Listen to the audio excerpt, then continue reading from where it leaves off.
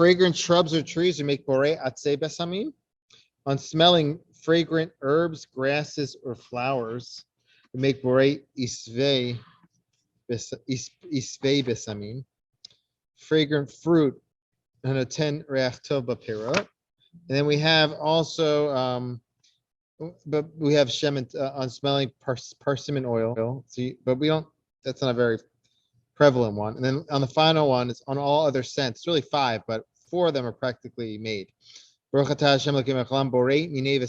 all other scents. This blessing of atzei, the first one, is you make that over something that smells great, and you make it. The conditions for making would be that it has like a very strong stem, and that leaves grow from the stems. It's kind of like a tree, and also it's planted from year to year. So I don't know if you're gonna remember all of that, but here are some things you make it over: rosemary, jasmine, myrtle, honeysuckle, rose, lavender. So all those have a strong stem. So you make borei atzei, they're like a tree.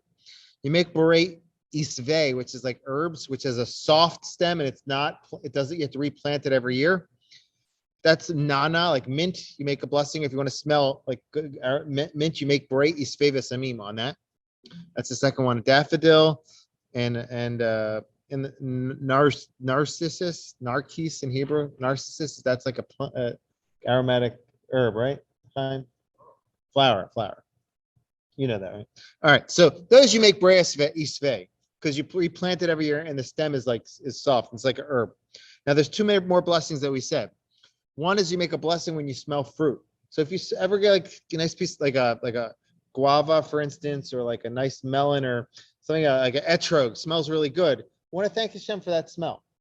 So here are a few examples. You make the blessing hanoten reach tov b'pirot. It appears here in the siddur, and that you can make that over any good smelling fruit that's smells very strong, right? So you make a pineapple, etrog. The smell of coffee, ground coffee, that'd be in the category of a fruit, and so you make a blessing over that because it smells so great. A melon, apples, those are examples of things, of fruits that have good smells you make a blessing over. And finally, we have this blessing minei, borei minei besamim. That's the one you make during Havdalah, and that's a general blessing. It can apply to all these, but we still should clarify which specific blessing you make on them. And that's made over items that might have a good smell, but you can't eat them. So that would be cloves. They have a good smell, but you don't eat them. Also cinnamon. And there's one more that's brought. It's like this the smell that comes from an animal. So that you make that blessing on that as well. So there's really 4 blessings you make over things you smell.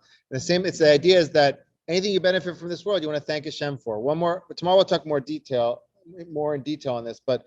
One thing that's interesting is, remember we talked about when you eat food, afterward you should make a blessing after you eat, but here you don't, because the smell doesn't last, just like it passes, whereas the food, you're digesting, you're still benefiting from it. So you're going to make an after bracha for the food. I want to talk about now are like 3 cases where you won't say a blessing.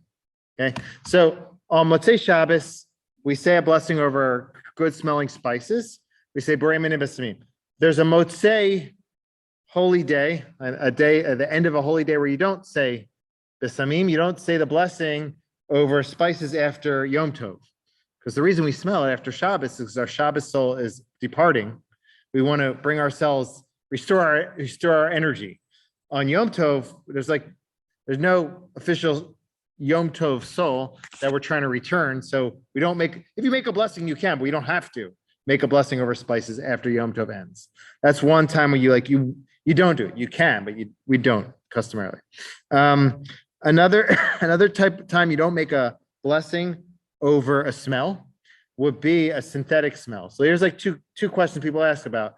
Like today, most of the things that you're smelling are like synthetic, or like they're made with chemicals or some sort of combination, like colognes or sprays. There's some really good smelling sprays that people use to deodorant or spray for the bathroom. So those might have good smells, but you wouldn't make a blessing over them for the following reasons. So synthetic colognes that are made with chemicals. So some say you can make a blessing over it, but in general you don't, because it's not natural. So the blessing was established on natural smells.